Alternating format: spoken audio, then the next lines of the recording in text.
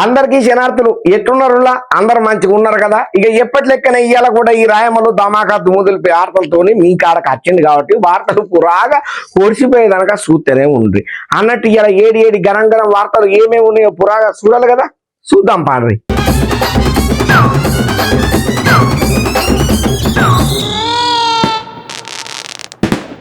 ఇక కేటీఆర్ సార్ గురించి ప్రత్యేకంగా చెప్పాల్సిన అవసరం లేదు. ట్విట్టర్లో కానీ ఏడ కానీ సోషల్ మీడియాలో ఎప్పటికప్పుడు యాక్టివ్గా ఉంటాడు. ప్రత్యర్థులకైతే మాటలతోనే తూటాలు వేరుస్తూనే ఉంటాడు.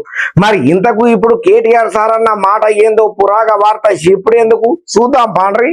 ఇక కేటీ రామారావు సార్ సంగతి అయితే ప్రత్యేకంగా చెప్పాల్సిన పని లేదు. సోషల్ మీడియాలో ఎప్పటికప్పుడు యాక్టివ్గానే ఉంటాడు. ఎప్పటికప్పుడు ప్రత్యర్థులకు మాటల తూటాలతోని ఎట్లా బాంబులు డాంబులు వేల్చాలనో గా తీరుగానే పేల్చుతాడు కదా.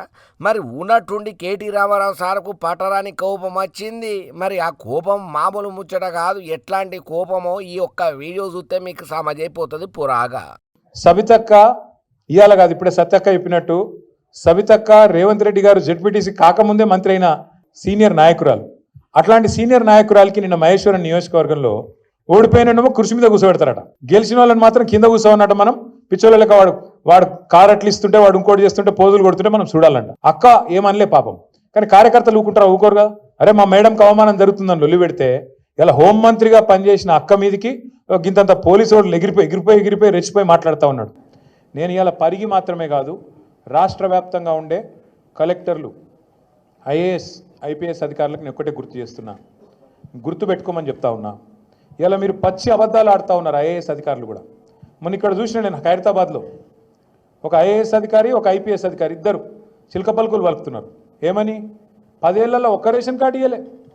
కాంగ్రెస్ వాళ్ళు మాట్లాడినట్టు మాట్లాడుతున్నారు. నేను వాళ్ళందరికీ ఒకటే చెప్తా ఉన్నా, ఎక్కువ టైం లేదు. 2-2.5 ఏళ్లలో మళ్ళీ మేమే వస్తున్నాం.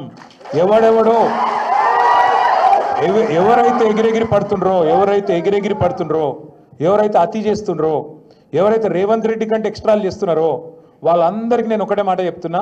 నేను ఇదివరకు కూడా చెప్పినా మళ్ళీ కూడా చెప్తున్నా, బరాబర్ ప్రతి పేరు రాసి పెట్టుకుంటాం, ప్రతి ఒక్కరి మాటలు యాది పెట్టుకుంటాం. ఇదివరకు లెక్క మాత్రం ఈసారి ఉండదు. అన్ని లెక్కలు హిసాబ్ కితాబ్ సెటిల్ చేసే బాధ్యత నాది.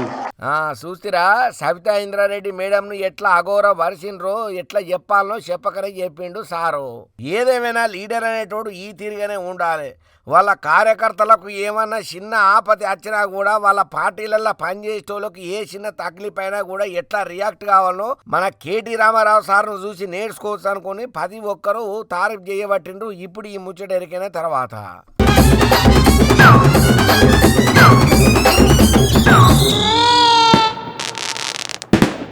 ఇక కాంగ్రెస్ పార్టీలల్లో లీడర్లకు ఉన్నటువంటి ముస్లిం ఎటువంటిదో మల్లగూలాలు ఎట్లా పడతారో పక్క పార్టీ వాళ్ళు మనల్ని తిట్టుడేంద్ర నాయన వాళ్ళకి ఎందుకు ఛాన్స్ ఇవ్వాలనుకొని వాళ్ళ పార్టీలు ఉన్నోళ్ళు వాళ్ళే ఎట్లా గాయ గత్తర చేసుకుంటారో ప్రత్యేకంగా చెప్పాల్సిన పని లేదు.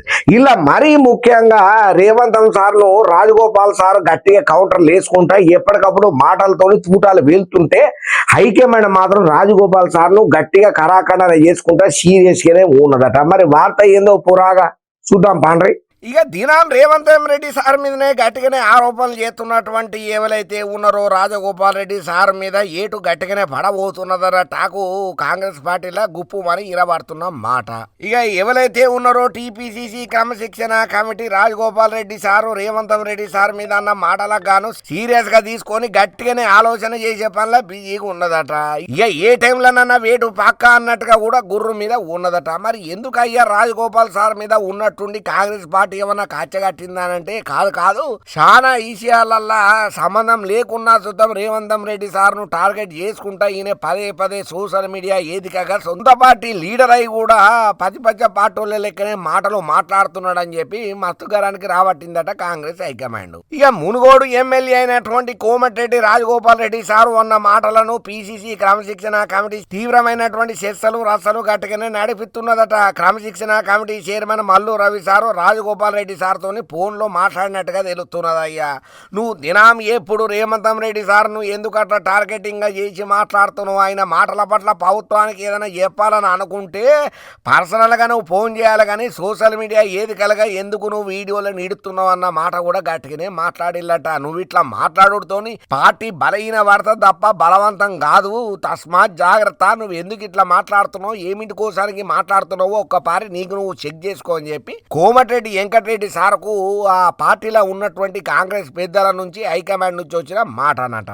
ఇంకా అంతనే కాకుండా ఈ కోమటిరెడ్డి రాజగోపాల్ రెడ్డి మీద చర్యలు గనక కాంగ్రెస్ హైకమాండ్ తీసుకోలేదనుకో, రాబోయే రోజులలో ఒక రేవంతం రెడ్డే కాదు ఇంకా మిగతా చాలా మంది కూడా అవుట్ ఫోకస్ అయ్యే అవకాశం పక్కా ఉన్నది.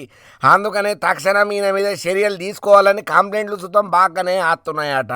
మరి ఎందుకయ్యా అంతగనం అంటే సీఎం రేవంతం రెడ్డి సారు ఏం మాట్లాడినా సుతం మైక్ ముందరకు వచ్చి ఏదో ఒక మాట అనుకుంటా, మరి ఎందుకోసానికో కోపము ఈయనకు అర్థం కాదు, కానీ ఏదో ఒక మాటతోని మాత్రం సోషల్ మీడియాలో టాక్ ఆఫ్ ది టౌన్ గానే మిగిలబోతున్నాడు ఈ రాజగోపాల్ రెడ్డి సారు. మరి రేవంతం రెడ్డి సారే పడదా, లేకపోతే ఆయన పనితనమే పడదా, లేకపోతే ఏమైనా పక్క పార్టీలకు తొంగి చూసే ఆలోచన ఉన్నదో లేదో మనకు తెలియదు, కానీ ఏదేమైనా కూడా ఈ మధ్య కాలంలో మాత్రం రేవంతం రెడ్డి సార్ను అన్న మాటలు మాత్రం గట్టిగానే సోషల్ మీడియాలో మత్తు ట్రోలింగ్లకే గురి కావాల్సిన పరిస్థితి ఏర్పడ్డది. సిరుపు రేవంతం రెడ్డి సార్ను లక్ష్యంగా చేసుకుని మాట్లాడే మాటలు ఏవైతే ఉన్నాయో కాంగ్రెస్ పార్టీలు ఉన్నోళ్ళే ఆలోచన చేసుకునే తట్టుగానే అవుతున్నాయి.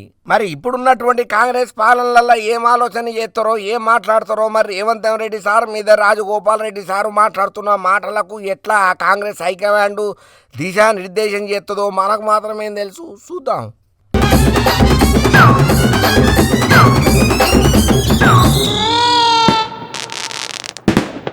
ఇక జనరల్ గా ఇంట్లో మనము పొద్దుగాల సద్దన్నమో పోపన్నమో ఉప్మానో ఇడ్లో ఏదో ఒకటి తిందాం అనుకుంటే అనుకోని కారణాల వల్ల దన్ను మన ఫోన్ వచ్చేదానికల్లా ఆఫీస్ కానీ పరుగులు పెడుతుంటాం కదా.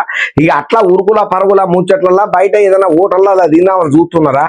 ఈ వీడియో చూస్తే అమ్మ తోడు మీరు మళ్ళా బయట తినుడు కాదు కదా, మీరు దండం పెట్టి కడపలో తలకాయ పెట్టేస్తారు. కూటి కోసం కోటి విద్యలు అని చెప్పి చాలా మంది పెద్దలు మనకు చెప్తూనే ఉంటారు కదా.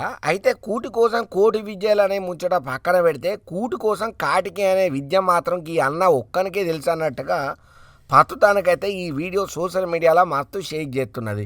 మరి అన్న గంతకాలం ఏం ఘనకార్యం ఎలుగా పెట్టిండో చూడాలంటే మాత్రం ఈ వార్త పురాగా మీరు చూడాల్సిందే. जो तेल खोलने का स्टाइल है बड़ा खतरनाक है। ये क्या करते हैं सर आप? ये थोड़ा जब गर्म हो जाता है तो उससे तुरंत खुल जाता है। तो प्लास्टिक को तेल में ही मेल्ट कर देते हैं। पानी पीना तो 20 रुपए, पकौड़ा खाना 10 रुपए। सर 10 रुपए में क्या प्लास्टिक के पकौड़े? और प्लास्टिक के पकौड़े होते हैं। सर ये किस चीज के पकौड़े? ये है बेसन के, हॉट डॉग होता है, ब्रेड पकौड़ा सर। रेट बढ़ाया नहीं है? नहीं सर, जब तक है तब तक यही रेट चलेगा। हरा क्या है ब्रेड के पकौड़ों में? इसमें आलू मेथी की फीलिंग होती है सर। मुंबई में ना इस चूरे के साथ पाव बेचते हैं। हम चूरा फ्री में देते हैं। अच्छा, कितने सालों से कर रहे हैं? मेरे 2 साल हो गए सर। सर तेल जो है सरसों का रिफाइंड है, रिफाइंड ऑयल। सर ये तो बड़ा पतला सा घोल है। नहीं ज्यादा गाढ़ा फिर वो उतना मोटा हो जाएगा। ये हॉट डॉग्स भी बन के तैयार। In the mean time sir location भी बता दीजिए। लोकेशन है अपने गिल चौक ऑपोजिट कालड़ा मेडिकल। చూస్తారా అన్నగారి టాలెంట్ గిట్లా మందిని ఆగం చెయ్యి అనారోగ్యంతో ఆటలాడుకుంటున్నాడు గీ పెద్ద మనిషి. మరి ఏమనుకున్నాడో ఏమో తెలియదు, కానీ ముంగటున్నాడు వీడియో తీస్తున్నాడన్న సోయి కూడా మనిషి ఆది తప్పి గీ తీరుగా ప్రవర్తన చేసే వరకల్లా ఇప్పుడు సోషల్ మీడియాలో బాగా ఫేమస్ అవుతున్నాడు గీ అన్న. మరి ఇంకా మీదికెంచి అడ్రస్ సుతం బరాబర్ పక్కగా చూపెడుతున్నాడు. మరి ఏమంత ధైర్యమో మనకు తెలియదు, కానీ వార్త మాత్రం సోషల్ మీడియాలో జపాన్ రైలు కంటే ఈ స్పీడ్గా చక్కర్లు కొడుతున్నది అయ్యా.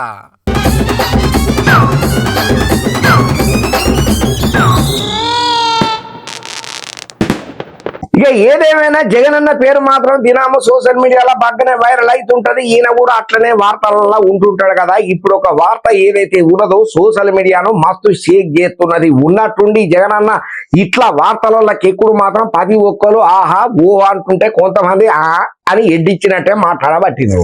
ఇక ఏపీ పాలిటిక్స్ లో ఇప్పుడైతే పత్తానికైతే ఒక న్యూస్ బాగా వైరల్ అవుతున్నది. మాజీ ముఖ్యమంత్రి పొలిటికల్ చరిత్రలలో ఆయన పేరు మారు మోగేతట్టే చేసుకున్నాడనే మాట గట్టిగానే వినబడుతున్నది. ఇక వైఎస్ రాజశేఖర రెడ్డి గారి కొడుకుగా పేరు సంపాదించినటువంటి ఆయన రాజకీయ ప్రస్థానం స్టార్ట్ చేసిన తర్వాత వైఎస్ జగన్ గా ఆయన చేసింది ఏందనంటే గుండు సున్నా అని చెప్తున్నారు చాలా మంది. ఆయన పొలిటికల్ స్ట్రాటజీలు ఏంటిది, అసలు ఏం చేస్తున్నాడు, ఏం ఆలోచిస్తున్నాడు, ఏం మాట్లాడుతున్నాడు అనేది పొందన లేకుండా రాజశేఖర రెడ్డి గారికి మాటలల్లో కానీ చేసే పనులల్లో కానీ ఎంత శ్రద్ధ ఉంటుందో కొడుకుగా జగన్మోహన్ రెడ్డికి అంత లేదనేది మాత్రం తేటతెల్లమైన ముచ్చట. ఇక ఏదేమైనా కానీ రాజశేఖర రెడ్డి కొడుకు అని పేరు చెప్పుకుంటున్నటువంటి జగనాల్ సార్ మాత్రం మొత్తం పేరునైతే సత్యనాశ్ చేసుకున్నాడని చెప్పాలి. ఎందుకనంటే అటు చూస్తేనేమో అమ్మతోని లొల్లి, ఇటు చూస్తేనేమో చెల్లెతోని జవడం, పోనీ పార్టీలో వ్యతిరేకంగా మెదులుతాడా అంటే అది కూడా లేదు. అతుకుల బతుకు లెక్కనే అన్నిట్లా బొంత లెక్కనే కనబడుతున్నది. మరి పతుదానికి జగన్మోహన్ రెడ్డి సార్ పరిస్థితి రాష్ట్రంలో మాత్రం చాలా దయనీయంగానే ఉన్నది. ఎందుకంటే ఒకసారి నాయన పేరు చెప్పుకొని అధికారంలోకి వచ్చిన తర్వాత అధికారం కట్టబెట్టిన తర్వాత అయ్యగారు పొడిచింది ఏం పెద్దగా లేదు, చేసిన మేలు ఏమీ లేవనేది కూడా గట్టిగానే మాటలు వినబడుతున్నాయి. అయితే జగనన్న గారికి మాత్రం దెబ్బ మీద దెబ్బ గట్టిగానే తగులుతున్నది. ఎటు చూసినా కూడా అందరూ కూడా వ్యతిరేకంగా మాట్లాడుతున్నారు, వ్యతిరేకంగా తయారవుతున్నారు. ఎప్పుడు ఏదో ఒక తలనొప్పితోనే జగనన్న ఉండాల్సిన పరిస్థితి ఏర్పడ్డది. ఇటు పక్కన చూస్తేనేమో ఫ్యామిలీ బ్యాక్గ్రౌండ్ ఏమో అట్లా దెబ్బతీసింది. సరే పార్టీలోనైనా మంచి నాయకుడు ఉన్నాడు, మన సత్తా నిరూపణ మనం చేసుకునేటట్టు ఉన్నదని అనుకుంటే ఆ పార్టీ లీడర్లు కూడా అంతంత మాత్రమే ఉన్నారు. ఇంకా జగనన్నకు డ్యామేజ్ చేసేటట్టే ఉన్నారు తప్ప మంచి పేరు తెచ్చేటట్టుగా ఒక్కరు కూడా లేరన్న మాట సోషల్ మీడియాలో గట్టిగా చక్కర్లు కొడుతున్నది. సరే పోనీ ఇవన్నిటినీ తట్టుకొని నిలబడి మరి రాబోయే ఎలక్షన్లలో మనం ఏమన్నా ఎలగబెడదామా అని అనుకుంటే ఆడ కూడా అంతంత మాత్రమే కనబడుతున్నది జగనన్న మార్కు పాలన. ఎందుకంటే జగనన్నను వ్యతిరేకం చేసేటోళ్ళే ఎక్కువ ఉన్నారు తప్ప జగనన్నకు పాజిటివ్గా మాట్లాడేటోళ్ళు చాలా తక్కువ మందే ఉన్నారు. ఇక ఏదేమైనా ఇప్పుడు కూటమి సర్కారు ఎత్తున్నటువంటి పాలనకు వ్యతిరేకంగా గట్టిగానే పోరాడదామని జగనన్న ఎన్ని బాణాలు వేసినా సూతం రప్ప రప్ప అనుకుంటా అన్నకే రిటర్న్ మలగబట్టినాయి ఆ బాణాలు అన్ని. ఇంకా అంతనే కాకుండా గవర్నర్ సార్ను కూడా మొన్నట్లా కలిసి చాలా విషయాలే చర్చన చేసిండు. కానీ గవర్నర్ సార్ కూడా ఈ విషయంలో నేనేం చేయలేను, మీరు చూసుకోండి అన్నట్టుగానే ఆయన పక్కకు జరిగిండట. మరి ఎందుకు ఇట్లా జగనన్న పరిస్థితి ఉన్నదనేది మాత్రం ఎవరికి అర్థమైతలేదు. ఓ పక్కనేమో షర్మిలక్క వదిలిన బాణం అయ్యే, ఆమెనే మళ్ళా రిటర్న్ మరలా జగనన్నకు గుచ్చుకోబట్టే. ఈ ముచ్చట్లలో కూడా జగనన్న బాగానే ఆలోచన చేస్తున్నాడట. ఇంకోవైపు ఆస్తి పంచాయతీలు, ఒకవైపు కోట్ల కేసులు, ఇంకోవైపు బాబాయి హత్య, చిన్నమ్మ లొల్లి. ఇక ఇట్లా ఒకటి కాదు రెండు కాదు జగనన్నను చాలా అసలాకుసలం చేస్తున్నాయి. మరీ ముఖ్యంగా చుట్టుపాటి ఉన్నటువంటి లీడర్లు మాట్లాడే మాటలు సోషల్ మీడియాలో ట్రోలింగ్లకు గురైతుంటే జగనన్న తట్టుకోలేకపోతున్నాడట. అరే ఏంద్రా నాయన, మనం ఎంతగానం సప్పుదాకా ఉందామనుకున్నా కూడా ఈ ట్రోలర్స్ మీమర్స్ పోస్టుల మీద పోస్టులు పెడుతున్నారు, మనం ఇడసకుండా సావదొబ్బుతున్నారు. ఇది ఎక్కడి కథరా నాయన అనుకుంటే ఇప్పుడిప్పుడు జగనన్నకు లోక జ్ఞానం మొదలయ్యిందట.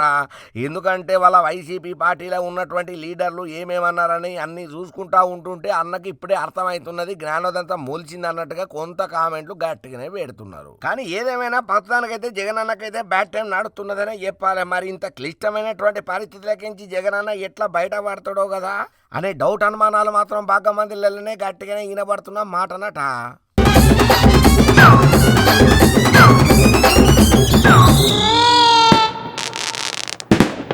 అగో ఇది ఒక అర్జెంట్ వార్త ఇప్పుడే వచ్చింది, ఏమనుకోకుండా తప్పడం చూసేయండి. ఇక భారత ఉపరాష్ట్రపతిగా తెలంగాణకు చెందినటువంటి బీజేపీ పెద్ద లీడర్ అయినటువంటి ఎవరైతే ఉన్నారో డాక్టర్ లక్ష్మణ్ సార్ పేరు గట్టిగానే వినబడుతున్నది. ఎన్డీఏ ఉపరాష్ట్రపతి అభ్యర్థి రేసులల్లా లక్ష్మణ్ సారు పట్టు వరుసలలో ఉన్నాడు. అయితే ప్రస్తుతం ఆయన రాజ్యసభ సభ్యులుగా కొనసాగుతున్నాడు. అయితే మోడీ సారు, అమిత్ షా సార్లకు బాగా జాంజిగిరి జాబలెక్కున్నటువంటి గట్టిగానే లక్ష్మణ్ సార్ పేరు ఎన్నికయ్యే అవకాశం ఉన్నదని చెప్తున్నారు. ప్రస్తుతం పార్టీల కీలకంగా పోటు పార్లమెంటరీ బోర్డు మెంబర్గా ఓబీసీ మోర్చా జాతీయ అధ్యక్షునిగా లక్ష్మణ్ సార్ ఉన్నాడు. మరి ఇప్పటి వరకు ఇచ్చినటువంటి బాధ్యతలు అన్నిటి మీద సమర్థవంతంగా పార్టీల క్లియర్ కట్గా అన్ని ఆయనకి ఇచ్చినటువంటి హామీలను నెరవేర్చుకుంటా ఇచ్చినటువంటి పదవిని సకాలంలో పురాగా చేసుకుంటూ వస్తున్నాడు. మరి రాబోయే రోజులల్లా దక్షిణ భారతదేశానికే ఉపరాష్ట్ర పదవి ఇచ్చే ఆలోచనలల్లో బీజేపీ సర్కారు ఉన్నట్టు ఆలోచన చేస్తున్నది. అయితే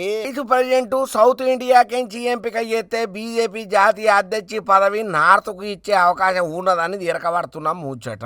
అయితే సౌత్ ఇండియాలో బలమైన లీడర్గా హిందీ ఇంగ్లీష్ మీద మంచి పట్టున్న లీడర్గా లక్ష్మణ్ సార్కు అయితే ప్రత్యేకమైనటువంటి గుర్తింపు అయితే ఉన్నది హైకమాండ్లా. ఇక ఇదే ముచ్చట మీద ఈ మధ్య కాలంలో ఎన్డీఏ పార్లమెంటరీ పార్టీ సమావేశంలో చర్చకు వచ్చినట్టు కూడా తెలుస్తున్న సమాచారం. అయితే ఎన్డీఏ వర్గాలలో మాత్రం అంటే డాక్టర్ లక్ష్మణ్ పేరు మోగుతున్నదన్న మాట మాత్రం తేటతెల్లం అవుతున్నది. అయితే వచ్చే నెల 9న ఉపరాష్ట్రపతి ఎలక్షన్లు కాబోతున్నాయి. దీంతో ఈ నెల 12న లక్ష్మణ్ సార్ పేరును అనౌన్సింగ్ చేసే అవకాశం ఉన్నట్టు కూడా తెలుస్తున్న ముచ్చట. అయితే ఈ మధ్య కాలంలో ఉపరాష్ట్ర పదవికి రాజీనామా చేసిన జగదీప్ ధన్ఖర్ సార్ ఉన్నాడు కదా, ఆయన రాజీనామా అయిన తర్వాత ఆ ప్లేస్ ను భర్తీ చేయాలని చెప్పి బాగానే ఆలోచన చేస్తున్నది బీజేపీ హైకమాండ్. ఇక ఏదేమైనా కానీ ఉపరాష్ట్రపతిగా తెలంగాణ లీడర్ నిలబడుతున్నాడు అనే ముచ్చట మాత్రం మన తెలంగాణ పబ్లిక్ ప్రతి ఒక్కరూ ఆదర్శంగా ఆనందంగా సంతోషంగా ఒక ఇన్స్పిరేషన్గా తీసుకోవాల్సిన ముచ్చటని చెప్పి ప్రతి ఒక్కరూ మార్గదర్శకంగా ఉండాల్సిన మాట అని చెప్పి చెప్తున్న మాట.